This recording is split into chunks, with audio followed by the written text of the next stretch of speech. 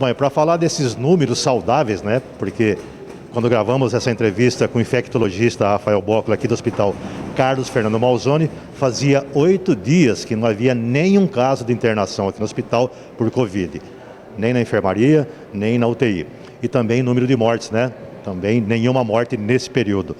Doutor Rafael, é uma notícia boa, né? Queria que o senhor fizesse uma análise, o senhor que é infectologista, depois de 2 anos e meio ter esse período histórico de 8 dias, né? No momento que estamos gravando essa entrevista, sem nenhum caso de Covid, ou pelo menos de internação aqui em Matão. A gente tem, acho que a gente está vivendo o melhor momento da pandemia agora, que a gente já tem 80% da população brasileira vacinada, com pelo menos 2 doses da vacina. As pessoas se conscientizaram da transmissão, de como a doença é transmitida, os cuidados que as pessoas têm que ter, né, em relação à transmissão. E esse momento que a gente está vivendo agora é totalmente relacionado à vacinação, né? A gente teve um esforço aí grande, uma parcela da população jogando contra a vacinação, e a gente vê que a vacinação é realmente a melhor forma de prevenção dessas doenças infecciosas. E a gente já tem isso historicamente comprovado na nossa história medicina mesmo, né?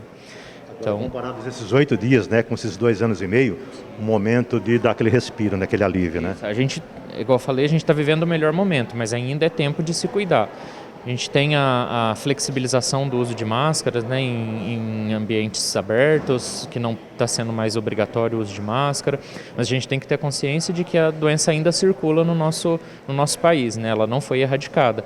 E a melhor forma ainda de prevenção é evitar o contato com pessoas infectadas ou que possam ter sintomas respiratórios. E o uso de máscara ainda se torna imprescindível para a gente proteger. Então, o que eu oriento é ainda utilizar máscaras em ambiente fechado, restaurantes, supermercados, açougues, para evitar o contágio, né? A gente fica ali no supermercado no máximo 1 hora e meia, não custa usar máscara nesse período, já que no restante do nosso dia a dia a gente não está precisando mais usar máscara, né? Doutor, houve uma época, né, que havia aqui mais de 70 pacientes internados por Covid, os leitos lotados, a UTI superlotada, recebendo pacientes da região. Como é que foi para vocês, né, que atuam na linha de frente, ter atravessado esse período? Foi muito turbulento, né? Foi. A gente teve momentos bem difíceis, assim, que a gente precisava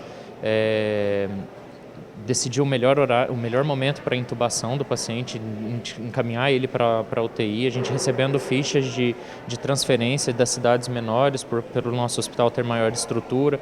Então foi um momento bem conturbado, um momento que, se Deus quiser, não volta mais, porque foi difícil. Eu acho que falo isso por todos os profissionais de saúde, todas as pessoas que perderam familiares, né, na guerra contra a Covid.